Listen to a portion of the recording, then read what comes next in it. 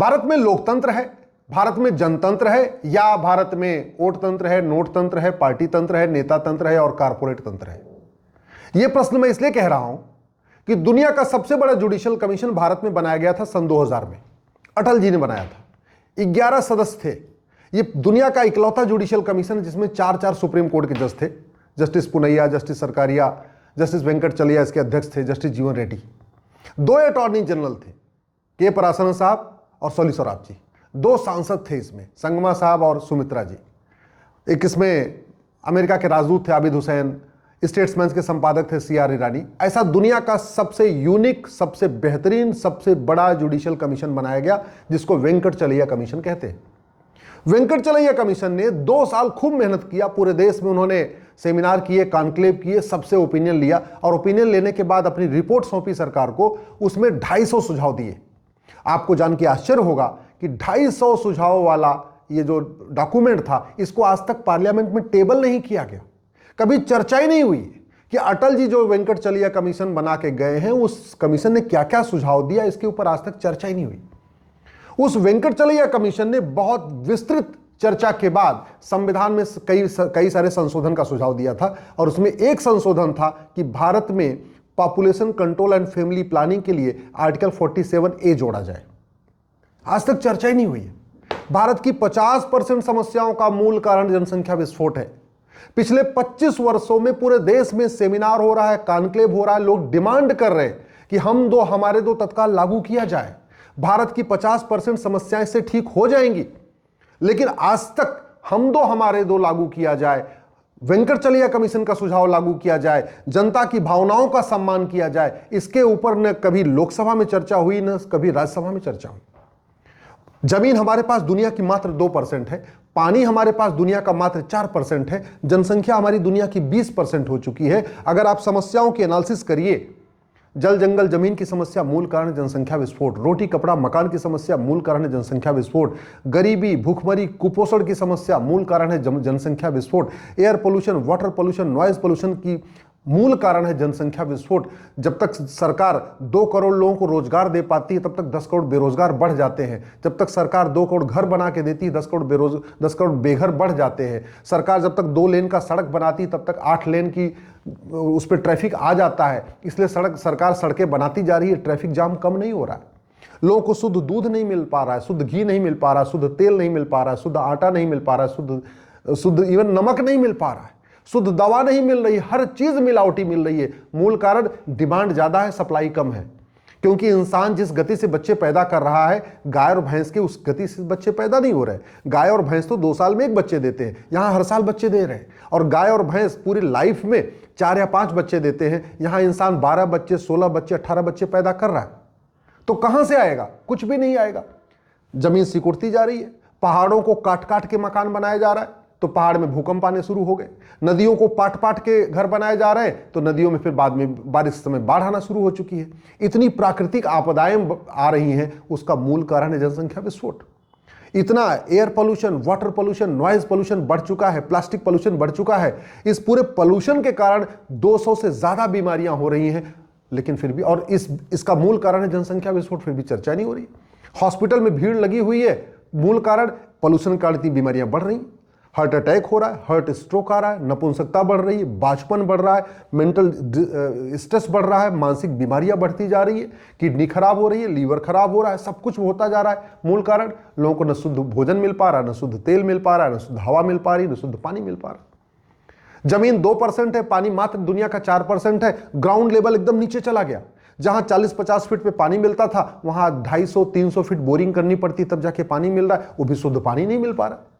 दिल्ली की क्षमता मात्र 20 लाख लोगों के रहने की है। दिल्ली में इस समय 2 करोड़ लोग रह रहे, यानी क्षमता से 10 गुना ज्यादा लोग रह रहे। तो स्वाभाविक सी बात है, दिल्ली में किसी भी सरकार हो, न लोगों को न शुद्ध हवा मिलेगा, न शुद्ध पानी मिलेगा, न शुद्ध भोजन मिलेगा, न बेसिक रिक्वायरमेंट मिलेगी। जब भारत की जनसंख्या 40 करोड़ थी, तो 4 करोड़ लोग गरीब थे, यानी 10% लोग गरीब थे। अब भारत की जनसंख्या लगभग 150 करोड़ हो चुकी है, तो लगभग 85 करोड़ लोगों को मुफ्त में राशन देना पड़ रहा है, यानी लगभग 60% लोग गरीबी रेखा के नीचे आ चुके हैं। 60% लोगों को मुफ्त में राशन देना पड़ रहा है। यह सिचुएशन है। फिर भी न लोकसभा में चर्चा हो रही, न विधानसभा में चर्चा हो रही, न राज्यसभा में चर्चा हो रही। भारत की इतनी समस्याएं, जितनी भी समस्याएं बढ़ती जा रही, अपराध बढ़ता जा रहा है, मूल कारण जनसंख्या विस्फोट।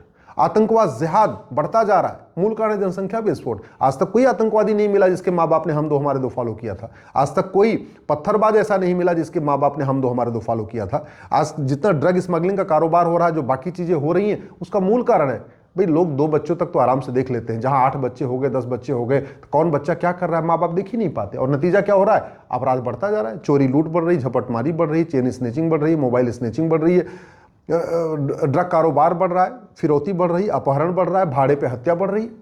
इतनी गरीबी बढ़ गई है कि लोग 1 लाख 2 लाख रुपए के लिए दूसरों की हत्या कर दे रहे। क्यों? क्योंकि गरीबी इतनी विकराल हो चुकी है, उसका कोई समाधान नहीं है। तो 1 लाख 2 लाख लेके हत्या कर दे, चलो 2 लाख रुपए मिल जाएगा, हत्या कर देंगे, बाकी भोजन जेल में बैठ के मिलता रहेगा, बाहर तो उनको भोजन नहीं मिल पा रहा। इतनी सारी समस्या शुरू हो रही है जनसंख्या विस्फोट के कारण। और संविधान में लिखा हुआ है population control and family planning. Venkatachaliah commission, जो दुनिया का सबसे बेस्ट जुडिशियल कमीशन है, उन्होंने अपनी रिकमेंडेशन में कहा population control and family planning होना चाहिए। इसके बावजूद लोकसभा राज्यसभा में चर्चा नहीं हो रही है। इसलिए मैं कह रहा हूं कि क्या भारत में वास्तव में जनतंत्र है? क्या जनता की भावनाओं का सम्मान किया जाता है? क्या भारत में वास्तव में लोकतंत्र है कि जनता जो चाहती है वो काम किया जाए, या भारत में वोट तंत्र है? क्योंकि ये तो कई बार देखने में आया कि जिस कार्य से वोट मिलता है वो काम फटाफट हो जाता है, जिस काम से नोट मिलता है वो काम फटाफट हो जाता है।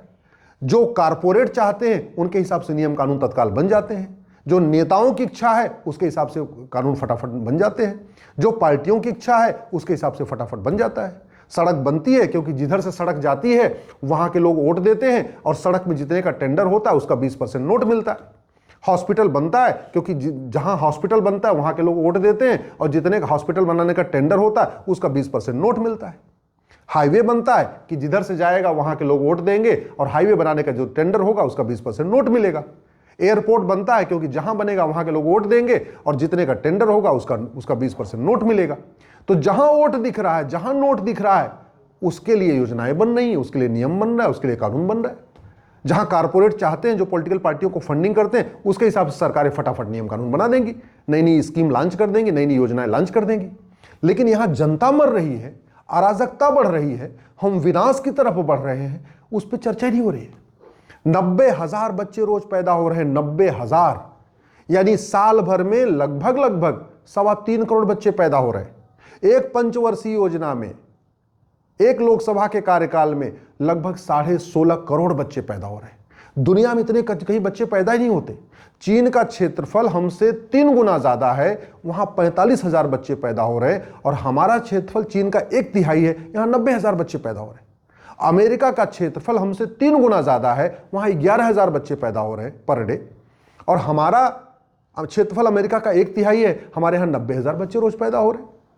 ऐसे ही आप देख लीजिए, ऑस्ट्रेलिया, एरिया हमसे 2.5 गुना ज्यादा है, पॉपुलेशन 2.5 करोड़ है, और हम 150 करोड़ हो चुके। कनाडा, हम एरिया हमसे लगभग 2.5 गुना से ज्यादा है, 3 गुना के आसपास है, जनसंख्या 4 करोड़ है, हम 150 करोड़ बैठे हुए। ब्राजील, क्षेत्रफल हमसे 2.5 गुना ज्यादा है और जनसंख्या 22 करोड़ है, हम 150 करोड़ बन के बैठे हुए। रूस, क्षेत्रफल हमसे 5 गुना ज्यादा है, जनसंख्या मात्र 15 करोड़ है, हम 150 करोड़ है। अब चीन, क्षेत्रफल हमसे 3 गुना ज्यादा है, वो 145 करोड़ है, हम उसको क्रॉस कर चुके हैं, हम विश्व में नंबर 1 हो चुके। तो इतना सब कुछ हो रहा है। कोई भी सरकार आ जाए गरीबी कम नहीं हो सकती, कोई सरकार आ जाए अपराध कम नहीं हो सकता, कोई सरकार आ जाए मिलावटखोरी कम नहीं हो सकती, कोई सरकार आ जाए अराजकता कम नहीं हो सकती। क्यों? क्योंकि डिमांड बहुत ज्यादा है, सप्लाई बहुत कम है। इसलिए मैं सभी माननीय सांसदों और विधायकों से हाथ जोड़ के निवेदन कर रहा हूं, एक बार वेंकटचलैया कमीशन रिपोर्ट को पढ़िए। इतने जबरदस्त सुझाव दिए थे जो अटल जी ने बनाया था वेंकटचलैया कमीशन। पुलिस रिफॉर्म के ऊपर उस पर सुझाव है, जुडिशियल रिफॉर्म के ऊपर सुझाव है, इलेक्शन रिफॉर्म के ऊपर उस पर सुझाव है, एजुकेशन रिफॉर्म के ऊपर सुझाव है, इंफ्रास्ट्रक्चर रिफॉर्म के ऊपर सुझाव है, आपस में राज्य और केंद्र के संबंध क्या हो उसके ऊपर सुझाव है। शानदार सुझाव दिए, लेकिन वो वेंकटचलैया कमीशन की रिपोर्ट धूल खा रही है, आज तक टेबल नहीं हुई है। कम से कम एक बार पार्लियामेंट में टेबल तो हो जाए, और बाकी 250 में से 249 सुझाव न भी लागू हों, कम से कम एक सुझाव लागू कर दिया जाए। हम दो, हमारे दो, सबके दो।